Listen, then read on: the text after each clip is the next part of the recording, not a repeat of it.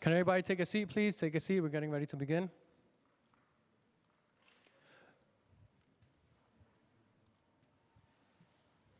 Good morning and welcome to the New York City Council hearing of the Committee on Consumer and Worker Protection. At this time, can everyone please silence your cell phones? If you wish to testify, please go up to the sergeant's desk to fill out a testimony slip. Written testimony can be emailed to testimony@council.nyc.gov. Again, that is testimony@council.nyc.gov. At this time and going forward, nobody is to approach the dais. I repeat, nobody is to approach the dais. Thank you for your cooperation. Chair, we are ready to begin. Good morning. My name is Marjorie Velasquez, and I am the chair of the Committee on Consumer and Worker Protection. I'd like to welcome you to our hearing on introductions 995 and 1010. I'd also like to recognize my fellow council members. Starting from below, we've got Councilmember Abreu, Krishnan, we've got Menon, we've got Ose, we've got Farias, we've got Wong, we've got Brewer. And we are also welcomed by Public Advocate Williams. 8 months after the first conditional adult use retail dispensary opened in Manhattan, the illegal cannabis market continues to proliferate. Today we are hearing two bills that address the harms of unlicensed cannabis retail. Intro 995, sponsored by Councilmember Menon, would create a public awareness campaign on the dangers of purchasing cannabis from an unlicensed retailer. This campaign would spread vital public health and safety information to those vulnerable to consuming potentially dangerous products. Intro 1010 would establish a 311 complaint category for unlicensed cannabis retailers in the city.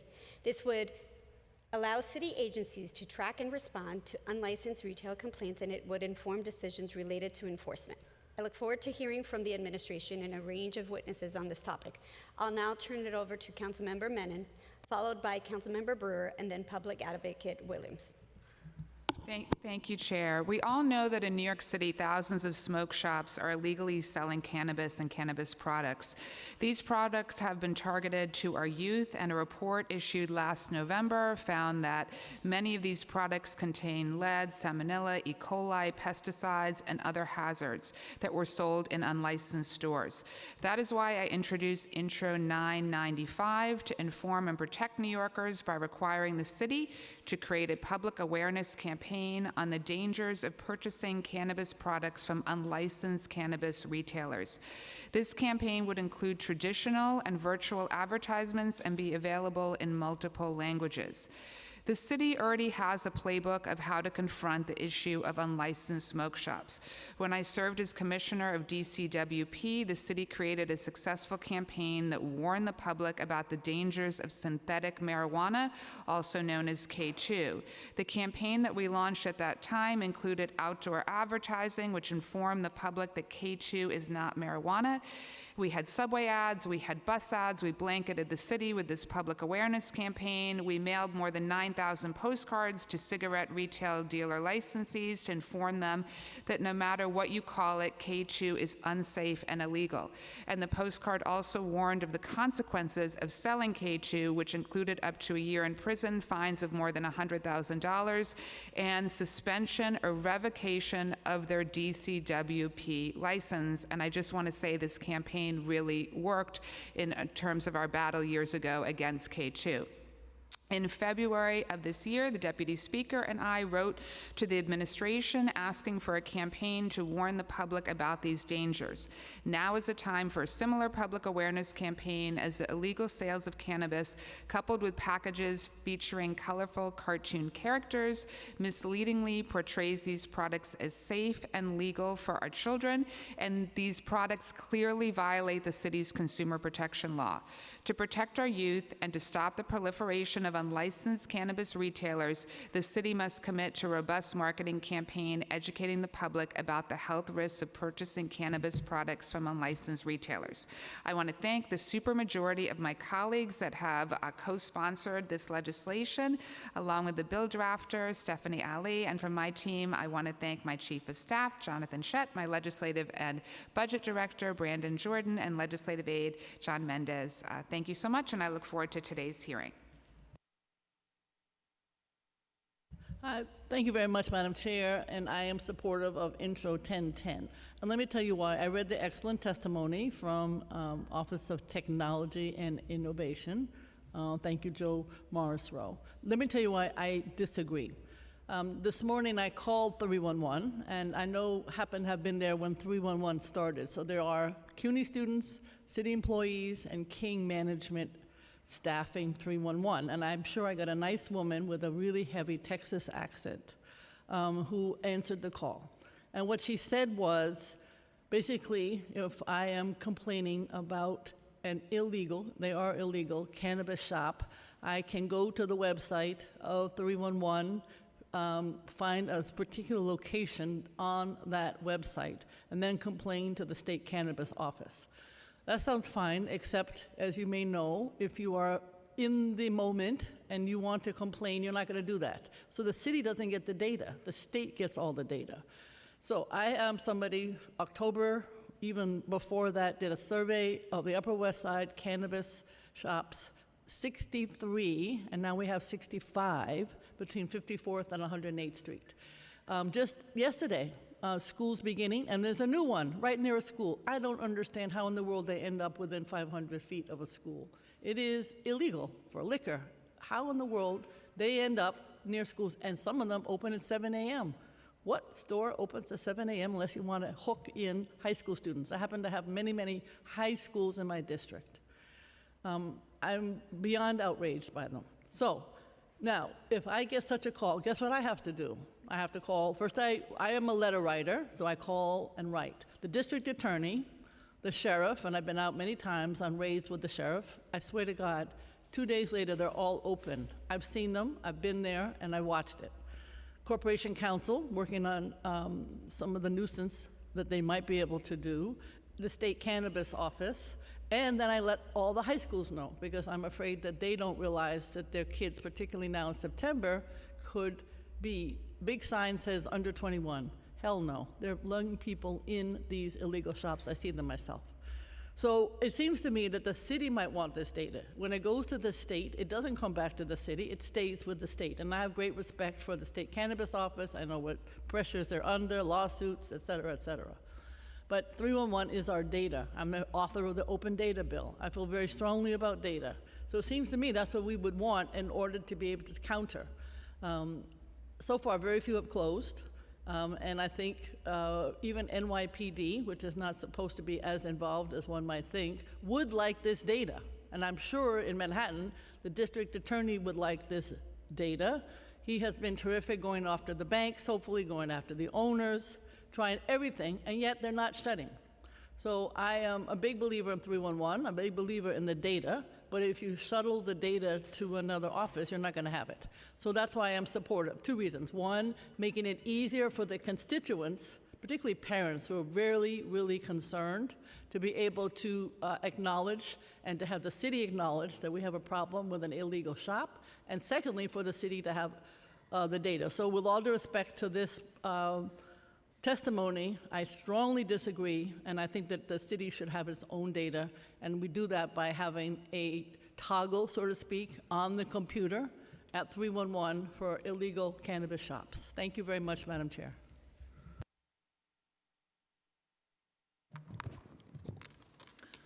Good morning. My name is Shamani Williams. I'm the public advocate for the City of New York. I'd like to thank Chair Velasquez and members of the Committee on Consumer and Worker Protection for holding this hearing. In 2021, New York State legalized adult-use cannabis or recreational marijuana through the Marijuana Regulation and Taxation Act, or MRTA. The act created the Office of Cannabis Management, governed by a Cannabis Control Board, which issues licenses for cannabis retail dispensaries and develops regulation on such businesses. This legislation was monumental in that it gave priority to justice-involved individuals affected by decades of over-policing and unjust and unfair drug laws and sentences, and offered them an opportunity to become licensed retailers. In December of 2022, a licensed dispensary operated by the nonprofit Housing Works became the first in New York City to open for business. 9 months later, the rollout of dispensaries across the state has lagged and is currently stalled. As of July 2023, the Cannabis Control Board issued over 450 conditional adult use licenses, yet less than 25 businesses are currently operating. New York City has a significant share of that portion, with 9 licensed dispensaries throughout the city, mostly centered in Manhattan. Further delays have afflicted existing license holders due to an injunction blocking new dispensaries from opening and the state from further expanding the retail cannabis market and under current licensing rules. Hundreds of licenses are in limbo, many of whom have invested ample time and money into legitimizing their businesses after experiencing the negative impacts of harsh cannabis laws. In the wake of this lag in licensed dispensaries, numerous unlicensed cannabis retailers have proliferated. These retailers have existed long before the legalization of retail marijuana and have been increasing, especially with a slow legal market that cannot meet the demand throughout the city. My greatest concern with these unlicensed retailers is that along with being unlicensed, what is being sold is also unregulated. There is no uniform way to know what an individual is purchasing. Products sold in unlicensed shops often subvert state packaging laws that require clear testing information. Further, an issue that is of increasing concern is the potential sale of these products to our young people. While it is my firm belief that incarceration is not the answer, we cannot repeat the wrongs as we are seeking to address enforcement still needed for these licensed retailers. I've recommended fines, I recommended revocation of product, and closure of stores. And I got to tell you, this is one of the few times that all spectrums of politics are asking for some kind of enforcement for these illegal dispensaries. One other consideration is addressing the growing issue could be the legitimization of certain unlicensed retailers via transitional licenses, which would ultimately place them under state regulation and ensure health and safety guidelines are followed, and of course, that there are no sale to underage individuals. The expansion could be in collaboration with those who have been part of legacy cannabis with the goal of directing profit and funds back in the hands of individuals and communities harmed by the so-called war on drugs. New Yorkers, especially those just as involved due to the possession of sale of marijuana, deserve an opportunity to legitimize their business and engage in a just economy for legal marijuana sales in New York. The city and the state should provide these opportunities to rectify decades of over-policing and mass incarceration. The state has to reconcile with the ongoing issues that led to the current injunction and meet the equity requirements outlined by the MRTA.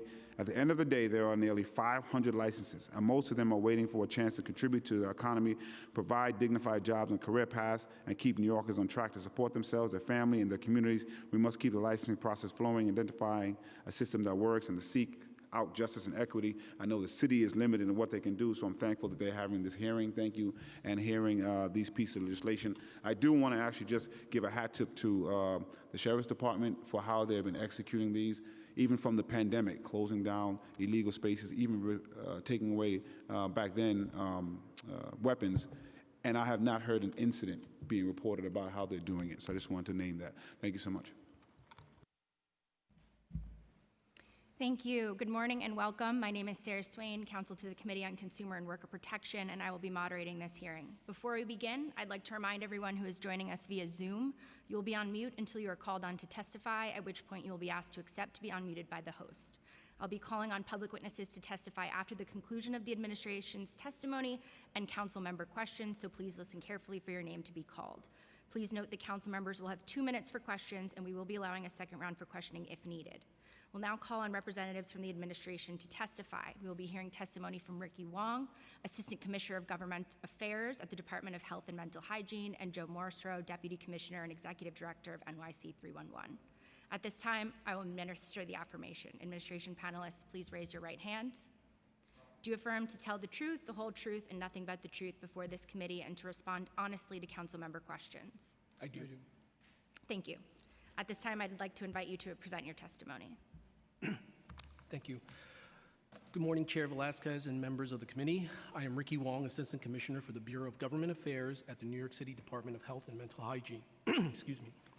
On behalf of Commissioner Vassan, thank you for the opportunity to testify today on Introduction 995, which would require the Health Department to create a public awareness campaign on the dangers of purchasing cannabis or cannabis products from unlicensed cannabis retailers. I'm grateful for the opportunity to speak about this legislation. First, I wanted to provide some background and on how the agency is thinking about this issue since New York State legalized consumption and possession of up to 3 ounces of cannabis for adults ages 21 and over in 2021. The Health Department is tasked with protecting the health and safety of all New Yorkers, which includes the provision of evidence-based information and resources regarding recreational drug use. The Health Department implemented a multi-pronged strategy to educate providers and the public, including minors and young adults, on the health considerations of cannabis use and legalization. We established an agency work group in order to organize cannabis work and published 4 public education fact sheets and a general information postcard covering the following topics: safer use, health effects, legal use, and know your rights.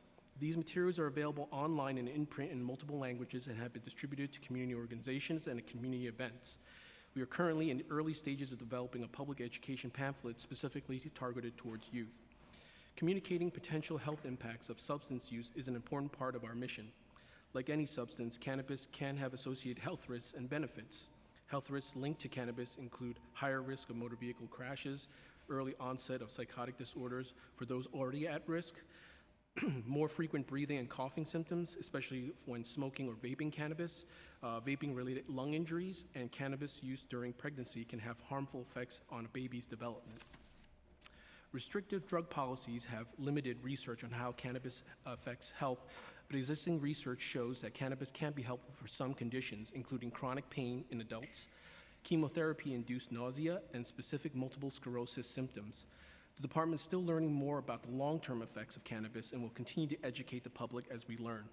Now I want to speak about unlicensed cannabis retailers and synthetic cannabinoids. Sale of adult recreational cannabis is currently legal only through the New York State Office of Cannabis Management's licensed conditional adult use retail dispensaries. The health department is aware of the increasing presence of unlicensed cannabis retailers as the state continues to implement retailing licensing. Products sold in retailers without state licenses have not undergone state-regulated quality and safety controls. The health department is aware of the risks of using unregulated products, and we agree with the council that more education is needed. The department uses population-level data and surveys to identify health trends across the city. To date, we have not seen an increase in adverse health outcomes associated with using products purchased at unlicensed cannabis retailers, nor an increase in emergency department visits associated with cannabis use. Even though we are not seeing negative health effects in our data, we still want New Yorkers to be sure that if they choose to consume cannabis, it is safe for use and not a synthetic cannabinoid product. I want to take some time to explain what a synthetic cannabinoid product is. Synthetic cannabinoids are not cannabis and have different use patterns and health effects than cannabis. They consist of leaves sprayed with chemicals that are either smoked or ingested. Synthetic cannabinoids contain a dangerous mix of chemicals sprayed onto plant material, making its health effects unpredictable. Health effects can include erratic behavior, severe anxiety, paranoia, confusion, hallucinations, nausea, vomiting, rapid heart rate, and seizures. In New York State, it is illegal to possess, sell, offer to sell, or manufacture synthetic cannabinoids, and we discourage individuals from using them. Currently, our data shows that emergency department-related visits involving synthetic cannabinoids make up a very small portion of drug-related emergency department visits overall, and we actually have seen decreases slightly between 2021 and 2022. We encourage members of the public who wish to legally purchase cannabis to purchase it from OCM licensed facilities to ensure that they know that it has gone through the proper regulatory process and deemed safe for use. I will now turn to the proposed legislation introduction 995.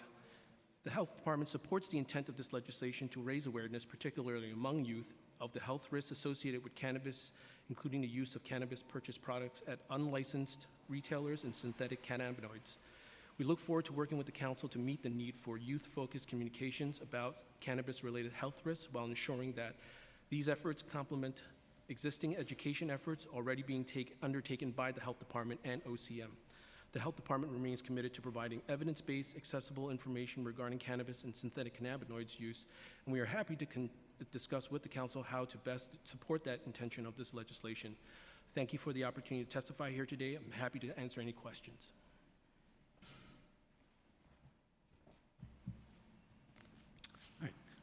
Good morning, Chair Velasquez and members of the City Council Committee on Consumer and Worker Protection. My name is Joe Morrisroe, and I am Deputy Commissioner of New York City 311 under the Office of Technology and Innovation, also known as OTI. I'm here to discuss Introduction 1010-2023, proposed legislation aimed at creating a 311 service request for unlicensed cannabis dealers. As you may know, 311 delivers fast and easy access to government services and information to all New Yorkers. 311 is available 24 hours a day, 7 days a week, 365 days a year, through multiple channels, including the call center, online portal, text, mobile application, and social media. Originally launched as a call center, New York City 311 has evolved into the most comprehensive municipal government customer service platform in the nation. 311 received 35 million customer contacts in 2022, and on an annual basis, New York City 311 receives more calls than all other U.S. City 311 call centers combined. I'm also pleased to share with the Council a recent report by an independent third party on the public's satisfaction with 311. Frontline 311 call center representatives received a customer satisfaction rating of 94, positioning 311 in the top 10% among private sector companies. The level of public satisfaction with 311 is a testament to the dedication and commitment of the entire 311 team to serve their fellow New Yorkers every day. As 311's Deputy Commissioner, I oversee all aspects of 311, from the operation of the most familiar component, the call center, to the creation and implementation of multiple customer-facing channels, performance results and quality control measures, interaction with city agency, and data collection.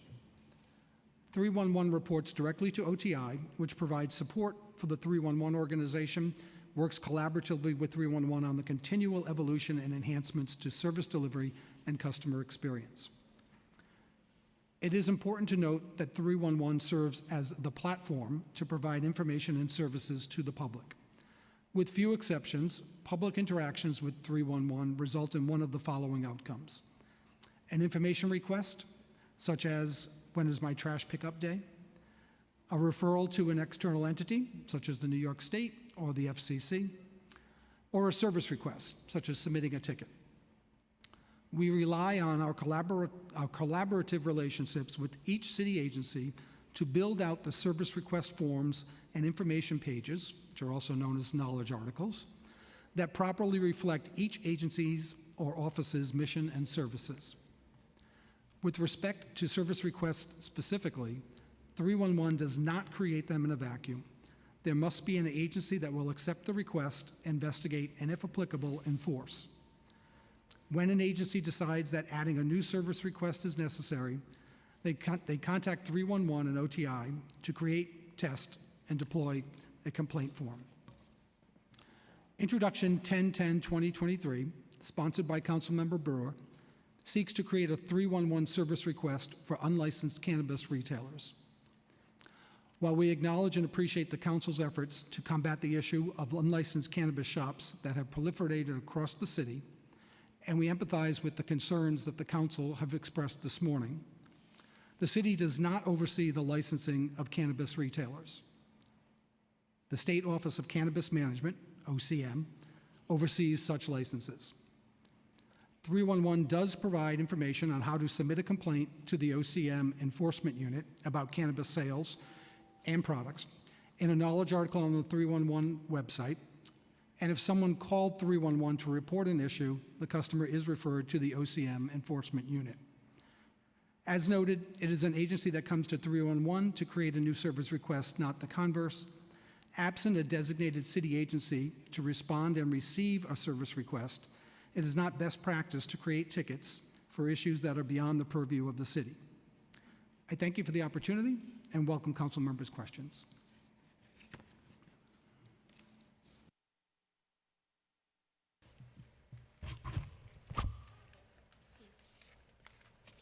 Intro 995 requires collaboration between DCWP and DOHMH to create a public awareness campaign on the dangers of purchasing unlicensed cannabis. What are some of those dangers? As mentioned in my, thank you for the question, Council Member. As mentioned in my testimony, unlicensed cannabis retailers, their products are generally not, haven't gone through a vetting process by the state. And so we would want to echo those, sentiments in any kind of public education format. Also, because we, the legislation calls for targeting, the education campaign towards youth. We want to, remind youth that, generally legal cannabis can only be purchased by adults over the age of 21, and there are adverse health effects for all ages regarding use of cannabis. Can you explain some of those dangers then, and those health effects? Sure. As mentioned in my testimony, there are we have a flyer that's available, And some of those health risks, again, include impaired use of motor vehicle, and which leads to crashes, early onset of psychotic disorders for those already at risk, and people who start using cannabis at a younger age, and again, increases the frequency. Again, also frequent breathing and coughing symptoms, which especially exacerbated when smoking or vaping cannabis products as well too, and vaping-related lung injuries. So you just mentioned the youth. New York City school staffers are reporting an uptick in cannabis use among students, and many unlicensed smoke shops are using marketing tactics to appeal to the young people. How will your campaign engage young school-aged children? School health actually partially resides at the health department, along with DOE, and we would work with our DOE partners to craft messaging targeted to students. And what does that look like? We're happy to discuss that more, but it's similar information that I just previously mentioned. Okay. And how can we use this campaign to help consumers distinguish between licensed and unlicensed cannabis retailers? We would echo what was mentioned in the testimony that folks who choose to use cannabis, that they patronize these retailers, that they check to make sure that these retailers are licensed, and if they're not, they should avoid utilizing or patronizing these unlicensed retailers. So the Sheriff's Office Joint Compliance Task Force receives daily information related to the proliferation of unlicensed smoke shops. Are there any updates that the administration can share about the status of the task force and its enforcement strategy?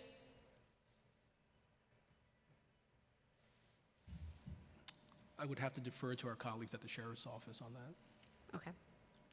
To what extent is OCM sharing information with task force agencies about incident reports they've received related to unlicensed cannabis retailers in the city?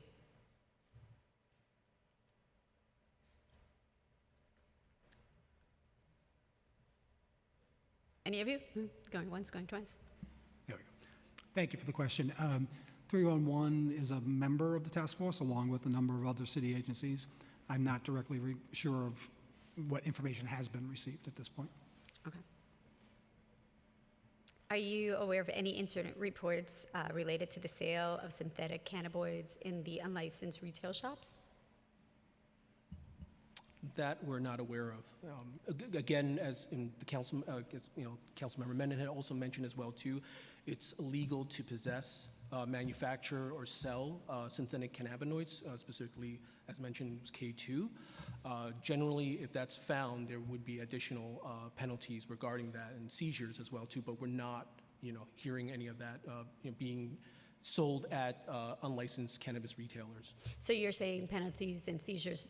When does it close down? When can we shut them down, especially when it's synthetic? I defer to our colleagues at the Sheriff's Department, for that. We're not the enforcement agency regarding the seizures and closures. So. We've been joined by Councilmember Bottcher. Currently, what happens when an individual calls 311 to file a complaint related to an unlicensed cannabis retail operation? Okay, I can take that one. Customer contacts 311. If they call the 311 call center, we have a knowledge article that provides the information. And if they want to make a complaint, the customer is referred to the New York State Office of Cannabis Management, specifically the enforcement unit. If a customer wants to self-serve and goes online, that same information is available on the website. Are there any circumstances where the complainant would not be referred to OCM? I'm not aware of any circumstances where they would not be. Does OCM share any incident reports with other city agencies? I can't speak for other city agencies, but 311 does not receive information from OCM. And do you believe that OCM is best equipped to handle these complaints? Thank you for the question. My understanding is OCM is the responsible entity for handling enforcement, and therefore I believe they are the correct agency. Whether they are correct, and my question was, are they best equipped? In terms of what they do and what their scope, I'm not able to judge whether they're best equipped. Okay, thank you for that. And then in the past year, how many 311 complaints have come in relating to unlicensed cannabis retailers? In the past year, actually going back to November, when this particular item became available, calls to 311 on the topic, just over 600, 680, I believe. Have you observed any trends in these complaints? No, we've not. We do call listening and evaluate calls. Customers call, and if they want to make the complaint, they are referred, and they follow the referral to file a complaint with OCM. Have you mapped out the locations of these complaints? The calls that we receive and referral, there's no collection of location.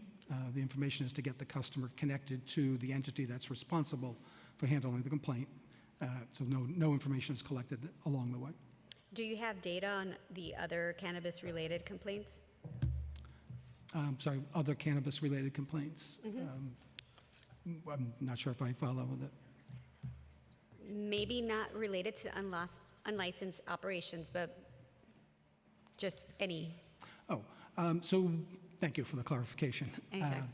We do have the ability to track how many customers ask different questions or access 311 to receive, to get information on different questions. So there's a couple of other knowledge articles associated with cannabis, about legalization, about licensing, and we can track the number of inquiries for those particular topics. I don't have that information readily available, though. Can you get it to us? Absolutely. Awesome, thank you. And then lastly, are there any instances where 311 has a complaint category and the city does not oversee the licensing? Thank you for that question. All 311 complaint categories are served by a New York City agency or a New York City office. Okay, thank you for that. Now I'm going to call on Councilmember Ose. Thank you. The first question that I wanted to ask is, the bill, Intro 1010, says that complaints will be sent to the appropriate agency for resolution. I want to ask either of you, will DCWP and what other enforcement steps will be taken after that resolution is sent to your agency or the appropriate agency? Thank you for the question. I'll ask clarification. You're asking what resolution steps an agency will take? Yes. Okay. I know I can speak to the 311 side where we would handle the intake and referral as we do today and facilitate that customer connecting with the entity that's responsible for enforcement. I'm not familiar with what steps are taken by that agency today. I wouldn't be able to speak for our colleagues at DCWP, but at the Health Department, if there is a complaint about adulterated food products or unlicensed food service, so in essence, an unlicensed restaurant or an actual licensed restaurant serving food product that's adulterated with cannabis or cannabis products, THC or CBD, then our inspectors would go along with the Sheriff's Department and or OCM to conduct enforcement, and we're looking for unlicensed food service. That's the first thing. And but if there is a licensed restaurant there, if they're adulterating food products, which is not allowed, we would issue violations accordingly according to the health code. Thank you. Councilmember Brewer. Thank you very much. So I want to just reiterate what I said, which is that data is important. The mayor says that, I say that, you say that. If you don't have it, you can't act. I don't know, 1,400, 1,500 illegal shops at the moment. We do have a sheriff who's doing a great job, city agency. They could go to him. We have active district attorneys. I know they're state, but information could be shared. Guess what? Recently as this morning, I was talking to the DA, and he's trying to get data from the city. That's what he said. We need to have this data. Now, when it goes to the state, that's very nice. I know they don't share it. I don't even know if they respond. People who have made this somewhat arduous web-based complaint do not hear for days and days and days.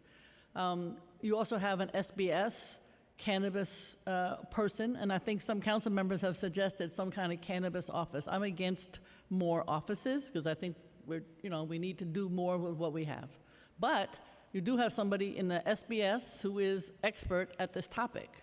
So it is, with all due respect, not correct to say we don't have folks working on this issue. Very specifically, the Corporation Council is working on this issue. We could send their complaints there, because that is a city agency and they're trying to deal with nuisance. So I would suggest that between SBS, Corporation Council, Sheriff, three legitimate city agencies, that we would want this data. In fact, I would even suggest that we would immediately be constantly talking to the State Cannabis Office to figure out where this information lies and what they're doing with it. Let me be specific.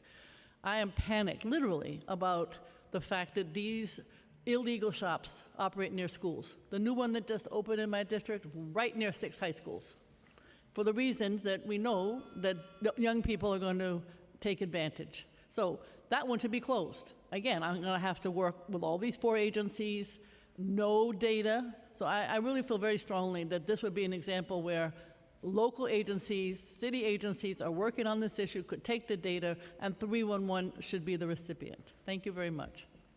I don't know if you want to respond. Thank you, Councilmember Brewer. I will respond to say we share the intent of the legislation, and I do share the concern raised by you and by the council members with respect to the impact of these. The other information, I'm happy to take that back and share with the broader task force. As I mentioned earlier, 311 is one of several agencies, a part of the task force, and I'd be happy to convey that information back. Does that task force meet? Has it ever met, that task force, recently? I can't speak to the recency, but it has met, yes. I think a couple of years ago. Oh, I'm familiar with the one more recently within this calendar year. All right, thank you. Councilmember Menon. Great, thank you. A couple questions. In January, this committee held a hearing and the administration testified that it was interested in doing more public awareness about the dangers of marketing to youth. You mentioned that you've got this working group. Is DCWP part of the working group? I believe they are, but I can double check. Okay. I mean, I think it's critically important that DCWP, as an agency that's licensing, is involved in any kind of public awareness. Like if it's just DOHMH, that's, I think, a real problem. So if you could please get back to the committee, that would be great. Secondly, you mentioned in your testimony, I'm just going to read this sentence because it struck me. To date, we have not seen an increase in adverse health outcomes associated with using products purchased at unlicensed cannabis retailers, nor an increase in emergency department visits associated with cannabis use. How are you tracking the reporting?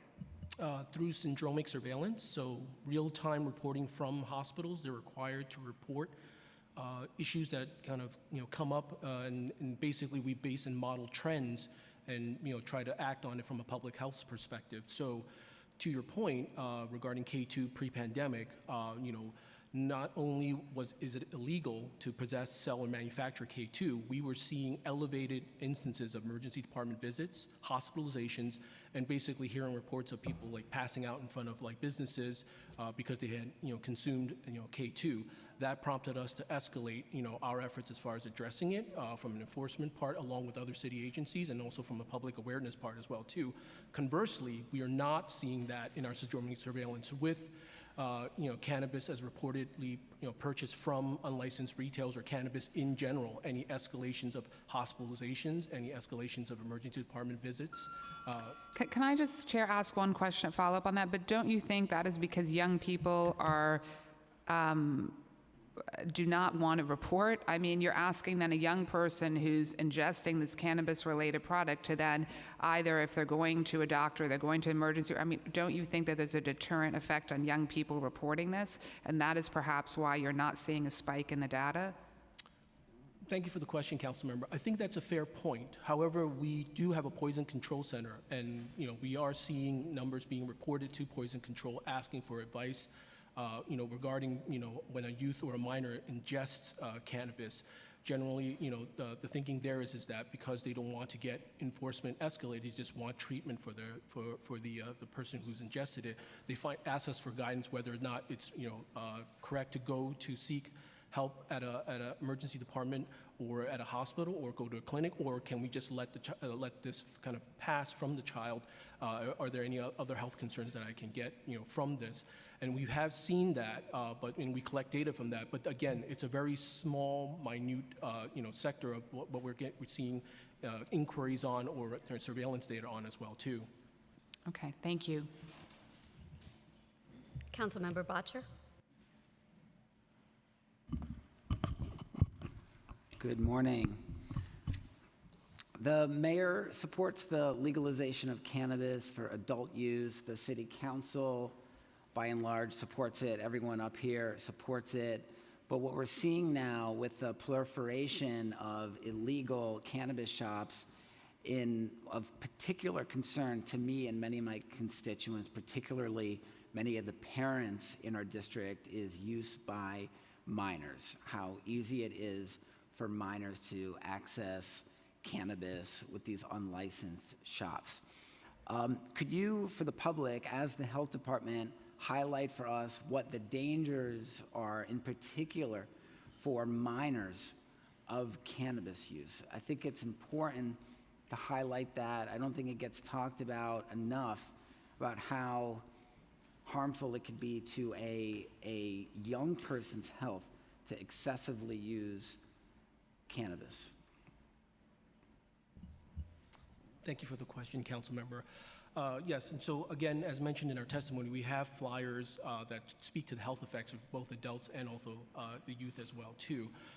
As mentioned before, if a youth is able to get access to a cannabis type product, depending on the dosage, every individual can have potentially adverse health effects depending on how they ingest it, whether it's smoking or vaping. That's already concerned because the health department's always been concerned about smoking and vaping. So they can potentially be doing damage to their body as far as lung damage is concerned.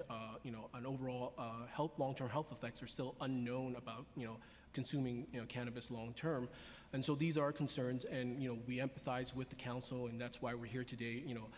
We do agree that more education, more information is always helpful. On the health department's website, I see several pages relating to alcohol use by minors. There's PDFs, there's documents, there's resource guides. I don't see on the health department's website materials tailored to cannabis use by minors. Are you aware of those resources that might be on there that I might not be finding? Sure. If you go onto the health department's website, and if you search cannabis or marijuana, you'll see several public-facing documents, including a couple of flyers, dedicated around safer use and addressing edibles as well too, as far as youth is concerned. As mentioned in the testimony as well too, we are actually putting together a more comprehensive pamphlet targeted towards youth, and that will be coming out shortly. I would ask that as school is starting, that you expedite those efforts to have more materials directly relating to minors, because I and my colleagues, I know we would like to help disseminate that among the school communities in our districts.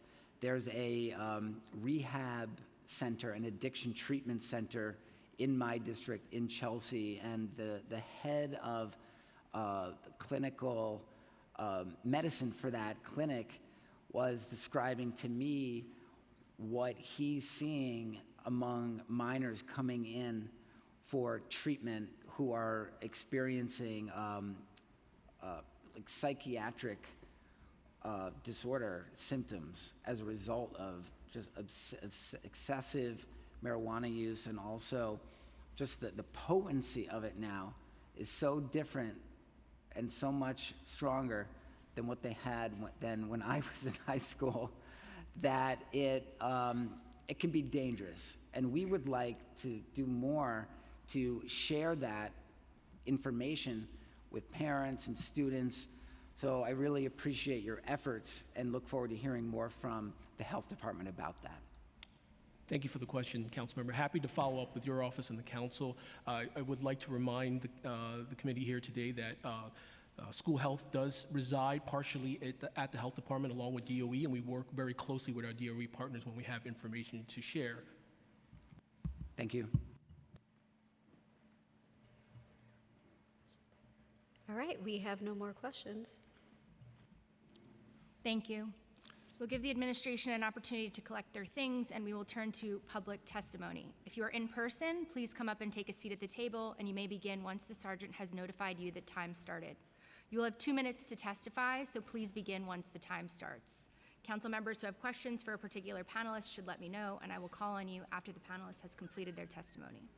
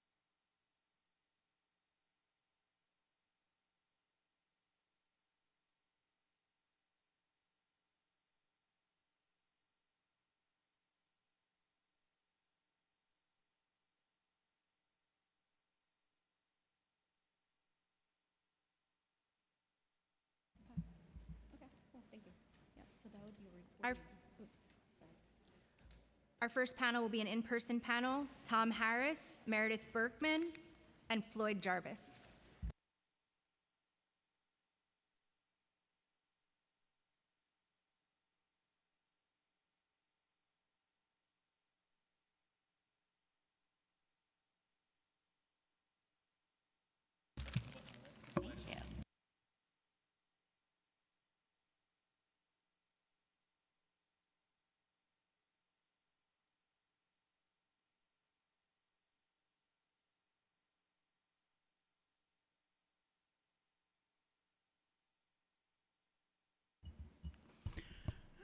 Good morning, Chairperson Velasquez and members of the Committee on Consumer and Worker Protection. My name is Tom Harris, and I'm the president of the Times Square Alliance, the business improvement district that exists to make Times Square clean, safe, and desirable for all.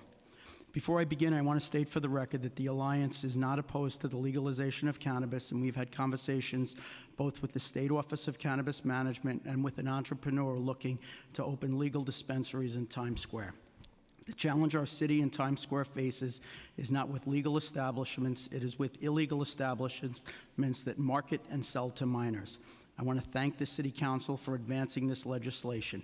Anything that will increase awareness and add tracking of unregulated illegal cannabis stores in our city that market and sell to minors is appreciated and supported. The bills being introduced today are helpful, and we fully support them. Much more is needed. 1010 is so important. Data-driven decisions and action cannot be underestimated. I'm shocked that the city administration doesn't understand that. Education and tracking complaints alone, absent effective strategies and strong enforcement measures for illegal operators, sends a mixed message. A bar or liquor store would not be allowed to operate without a license and would be subject to swift enforcement and closure. We feel strongly that a comprehensive approach is needed to achieve the same results for illegal cannabis stores. The city and council need to adopt an extreme ownership mindset and do all it can. Intro 1001 holds landlords accountable, 995 educates, and 1010 collects data. We need to hold the operators accountable through stronger nuisance abatement laws. We also need to expand enforcement. The sheriff is doing a good job, but more illegal stores open than close, and the sheriff lacks the resources for this task. I would also urge the council to dedicate those resources. I would also urge the council to rally their constituents to demand that Albany provide the same tools for cannabis that allow the SLA to immediately close establishments who sell liquor without a license. The Times Square community had 2 illegal weed stores in December. 10 more opened this year, and only 1 was closed. 2 homicides occurred within a block of one. A person was shot in front of another, and 1 was robbed. Additionally, our children are frequent customers, and there is no oversight to ensure the products they purchase are safe. To make our city safer, lawmakers and the administration must make the reforms necessary to deal with this crisis. Thank you for your time.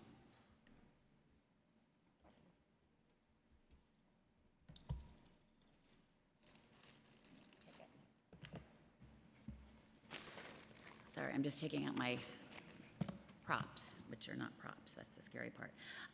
Thank you so much, Chair Velasquez and distinguished members of this committee. My name is Meredith Berkman, and I'm here representing Parents Against Vaping E-Cigarettes, a group I co-founded in 2018 with 2 other concerned New York moms. And the impetus was our discovery that a Juul representative had entered our then teenage son's school through an outside anti-addiction group, and without the school's knowledge, told an assembly of 9th graders that Juul was, quote, totally safe. We are the first and only national parent voice fighting youth vaping and tobacco use and the predatory behavior of the vaping and tobacco industries. So if we are focused on tobacco, and this is a hearing about cannabis, why are we wasting your time and why are we here? Because as we all know, here in New York City, cannabis products and flavored nicotine vapes, which are illegal under New York City law, are inexorably and insidiously linked by bad actor retailers and an abject failure of enforcement around existing regulations meant to keep these harmful substances away from our kids. And as has been discussed all morning, these things are readily available to minors on literally every single street corner in unlicensed so-called convenience stores growing like poisonous weeds across the city. Nothing new.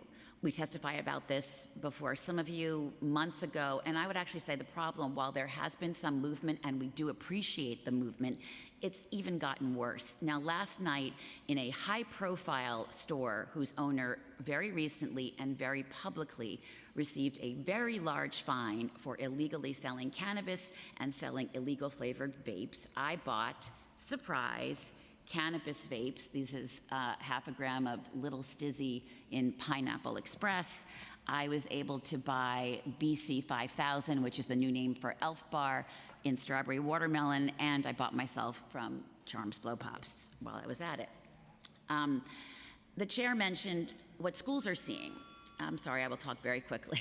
And it tracks with what is happening at the national level. The exploding youth use of nicotine vaping has been accompanied by youth cannabis use, and youth-targeted marketing of e-cigs is also happening for cannabis products. And as Member Botcher mentioned, these products, both flavored vapes, which we know impact the developing brains and lungs, and cannabis are not harmless for children in any way, shape, or form. Now, there was a lot of talk about data. In response to parent concerns about this mess here in New York City, we created a project called Poison, Parents Opposing Illegal Sales of Nicotine. You could submit your testimony afterwards. Sure. Thank you so much.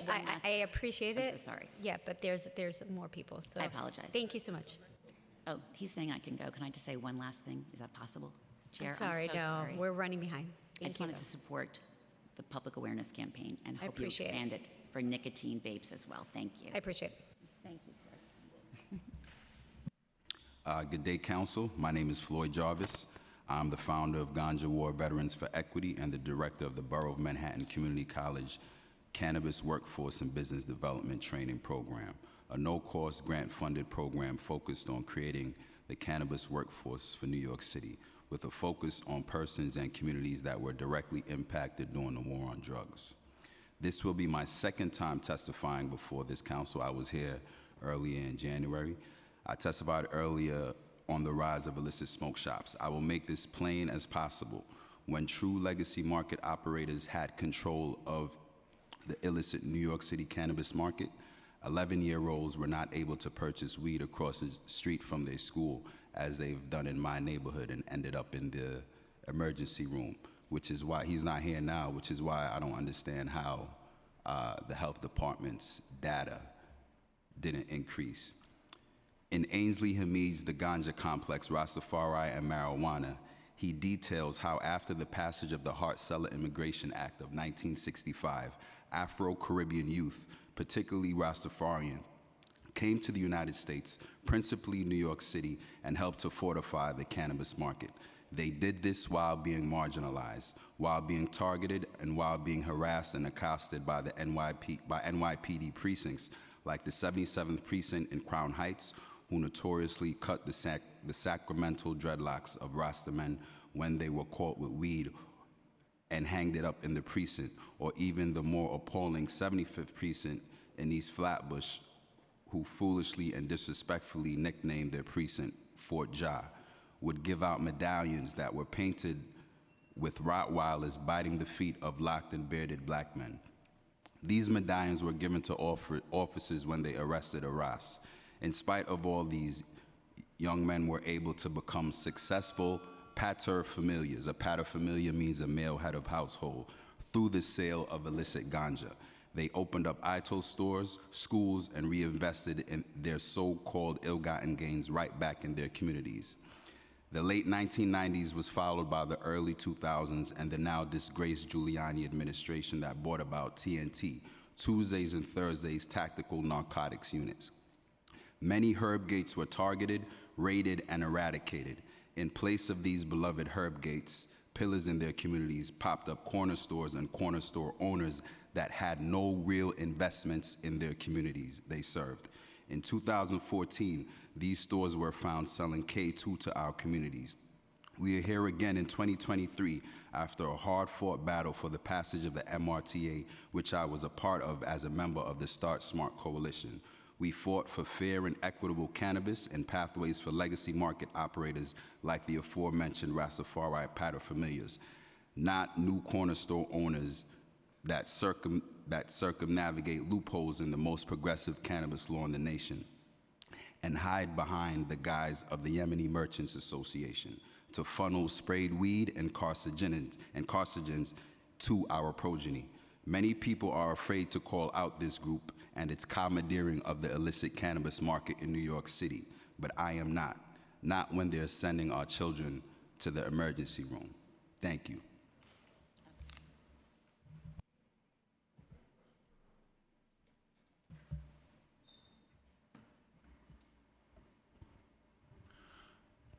Thank you so much for testifying today. I'm sorry I forgot your name.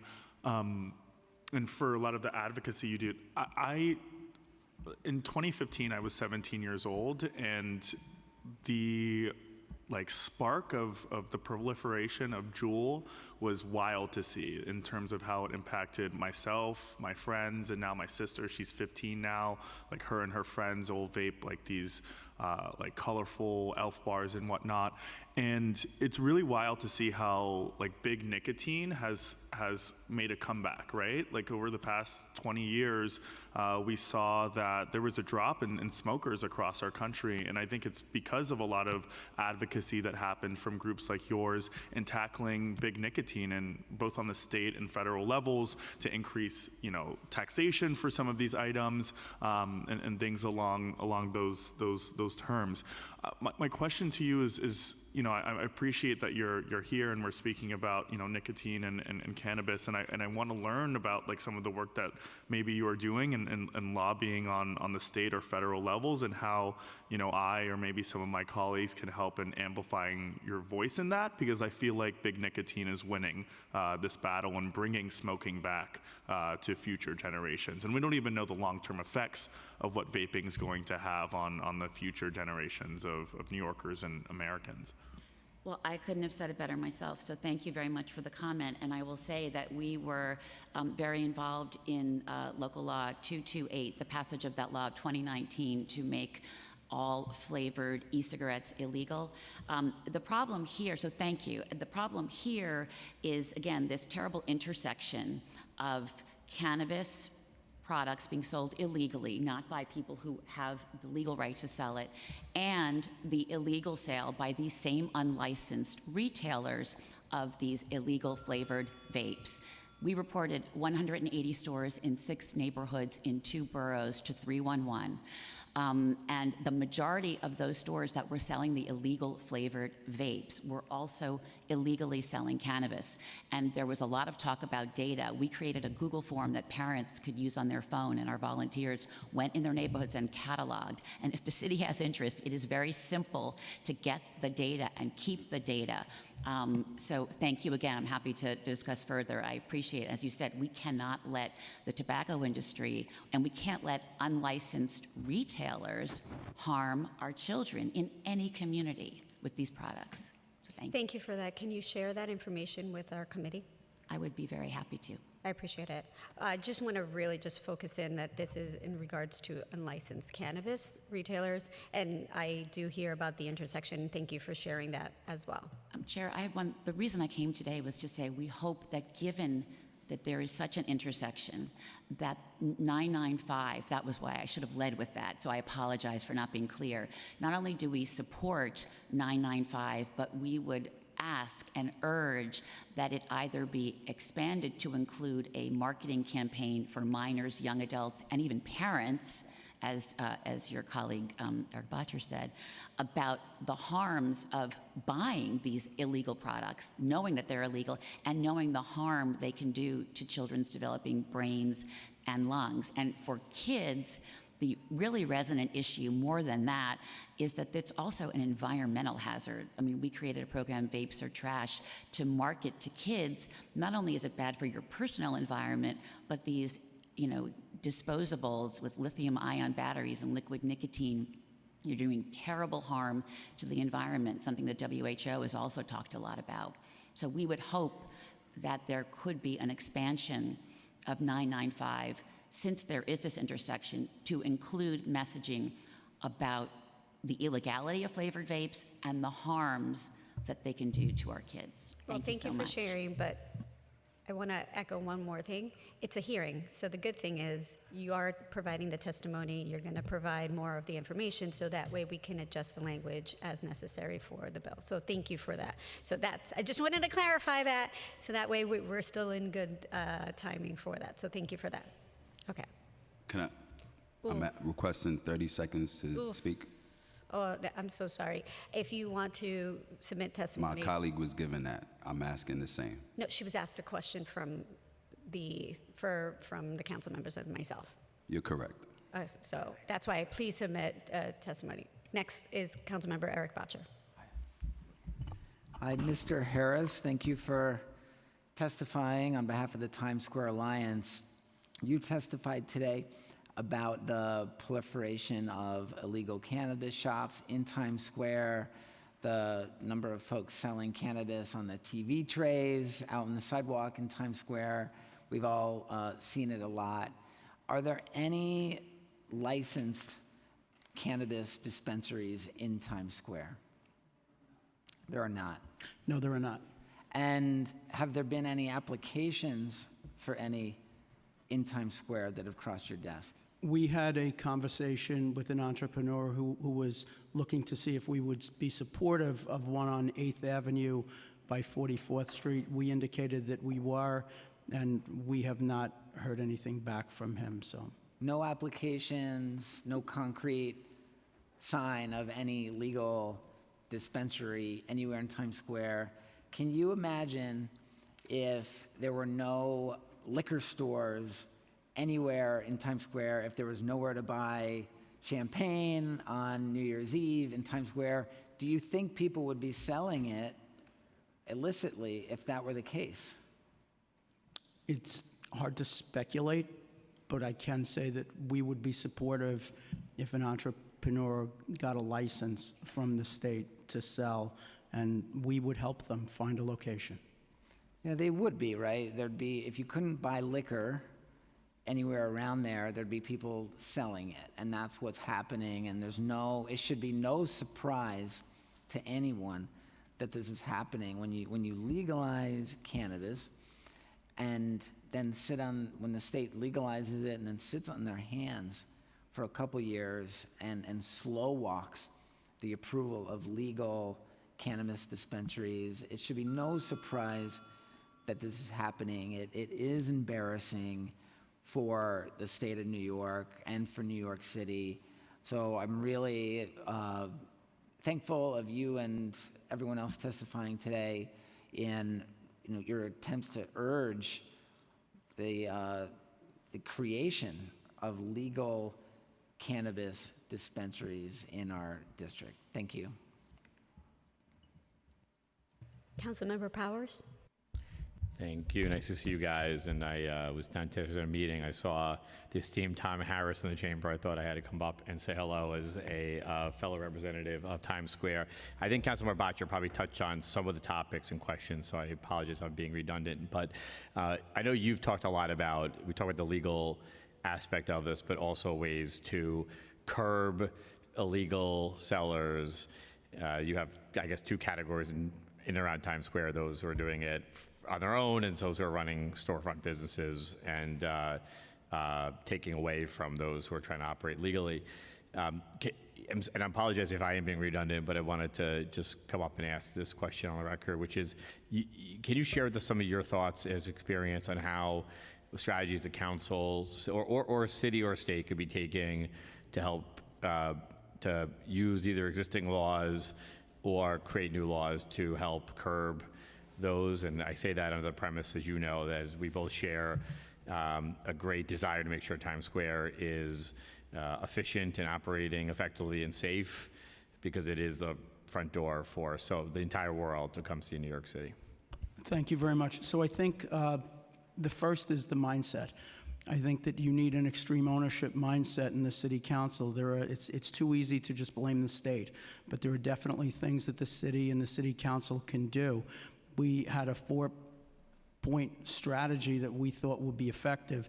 The first one was to hold the landlords accountable. The second would be to hold the operators accountable through minor tweaks to the nuisance abatement laws for those who sell to minors.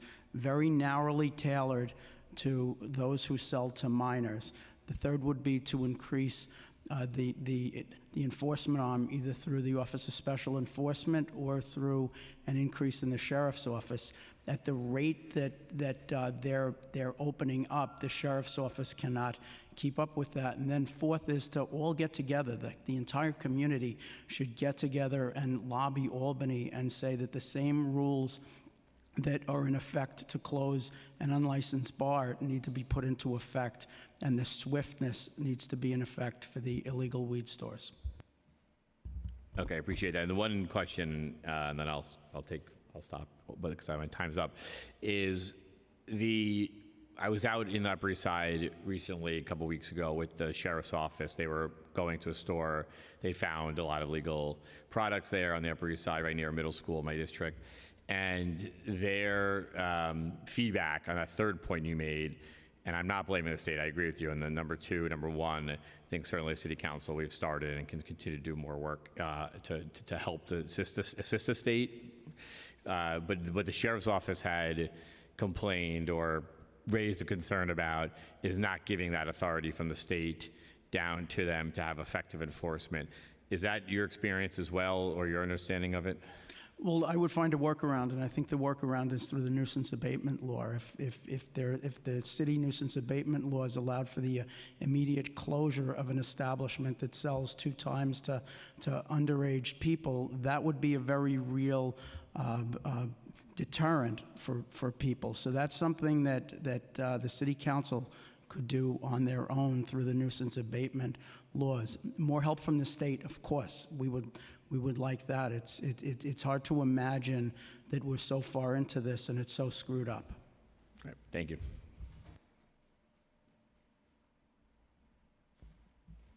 Thank you for your testimony. Our next panel will be an in-person panel.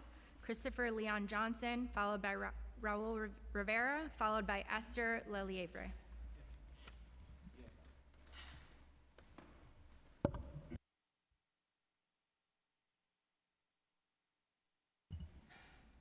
Ready? Ready? Hey, good morning, good afternoon. My name is Christopher Leon Johnson. What's up, Chair? I'm for the intro 995, but the problem is that that's only going to do so much. First off, like yesterday, it was that crappy press conference in Queens that the mayor held about subway surfing. Like, first of all, it's not going to do anything unless you get the parents involved. That's the issue, is that you need the parents involved. But going back to this bill, you have to really start pushing for the ban of these shops. I know I saw the committee chair for small business, Julie Menon, who was here, but The issue is she's not here to really say anything about banning these shops. You have to start banning them, and you have to start finding them. That's the only way this is going to work. Putting this up, like with the education, it's just a waste of taxpayer. It's like not going to do enough. It's only going to go so far. You know, it's a great outreach thing to do, but you have to do a little more than just put advertisements up, because the kids don't care. They don't listen, and they only just want to. If they want to get high, they want to get high. That's it's just what it is. Even it doesn't matter. You put age restrictions, anything to that extent, it still is gonna. Kids gonna still do what they gotta do. And the 311, I think that's a great thing to do for 311. You have to have a special line for that, but that really needs to go to the sheriff's department. You have to have a great relationship with the sheriff's department to really start enforcing that, because the other agencies, they're not gonna do anything. These guys and gals don't care. Unless the sheriff's department start doing their job and start doing more and start cracking down, you're gonna still keep on having this happening. So I'm done. Thank you for the testimony. Appreciate it.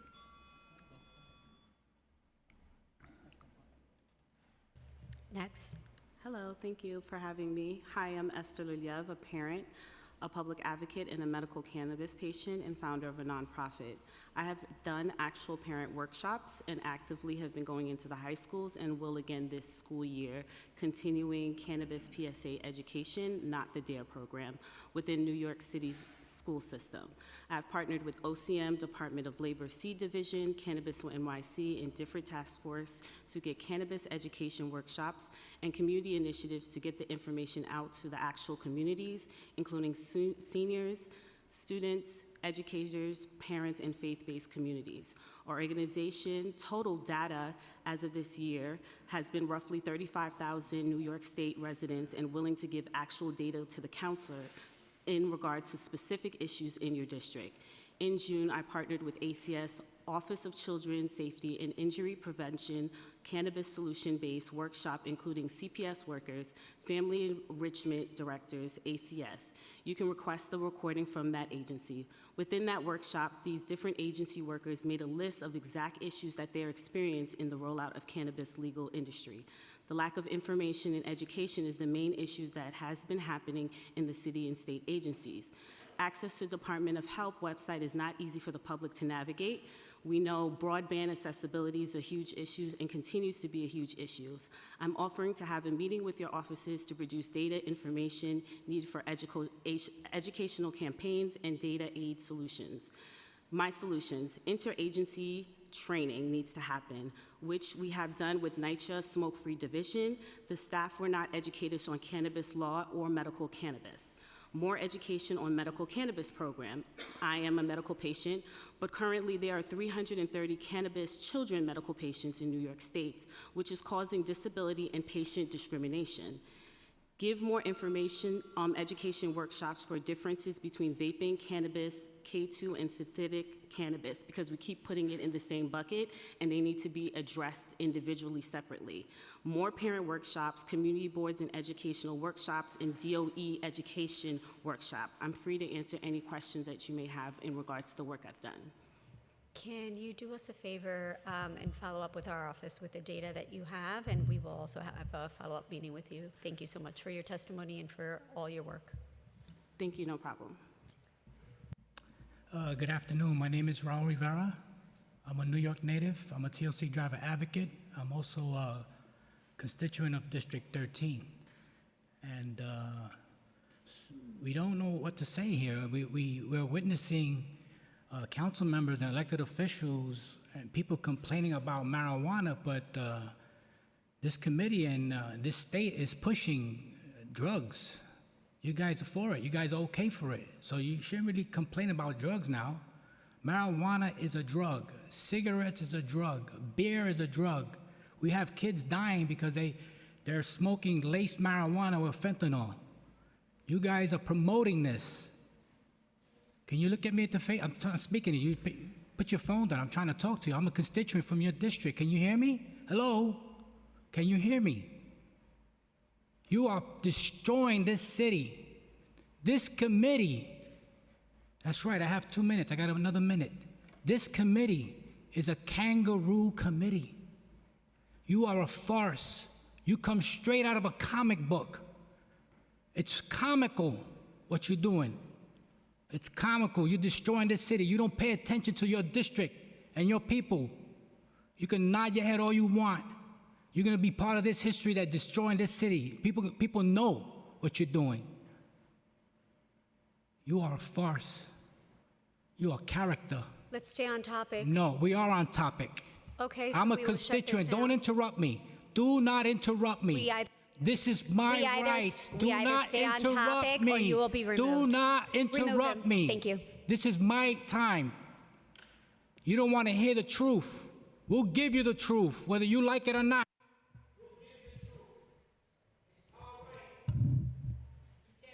And with that, we are done. Oh wait, we have Zoom on virtual. Thank you. Thank you all for your testimony. Our next panel will be a Zoom panel.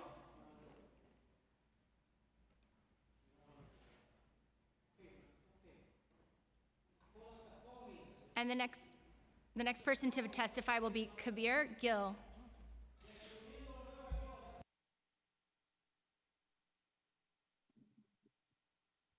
All right.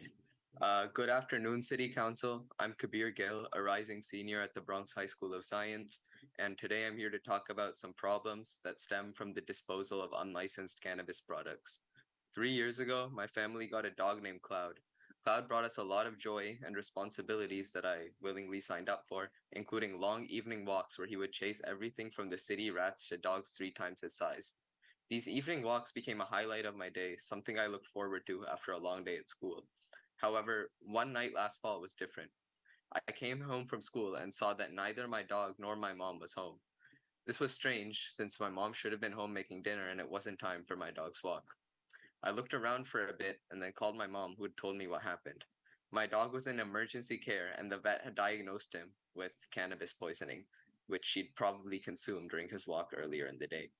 I rushed to the ER, and when I finally saw my dog, he was extremely lethargic and his veins were pumped full of fluid that the vet had administered. The vet told us our dog could have died, and we were lucky to be within walking distance of a veterinary ER. Others are often not that lucky. The vet also told us that cannabis poisoning in pets has become a leading cause of ER visits in the city since 2019. This happens when dogs consume improperly disposed and often unlicensed cannabis products from the roadside. My research revealed that, unlike other toxic products, dogs are attracted to the smell of cannabis, and if there is something disposed of unsafely, they will seek it through that sense. This pattern of pets consuming cannabis from the city streets and becoming sick has become increasingly common and has been featured on local news channels such as CNBC. Vets and experts alike suspect that the disposal of unregistered cannabis products is at the heart of this problem. The vet we talked with after our dog's incident suspects that illegally distributed cannabis products are at the root of these causes. This suspicion is due to the lack of disposal options for unlicensed cannabis products. Before I was affected by this issue, I had no idea how widespread it was. However, expired. after I looked into it further and shared my experience. Excuse me, your time expired. So what we were going to ask you is to please submit all of your testimony, and we will gladly accept it, okay? And I'm sorry to hear about your dog. Thank you. That's it. Thank you for your time. Thank you for your testimony. If we have inadvertently missed anyone who has registered to testify today and has yet to be called, please speak with a sergeant, or if you are remote on Zoom, use the raise hand function. Specifically, David Schwartz or Eduard Zavlanov, please use the Zoom raise hand function to notify us that you are online.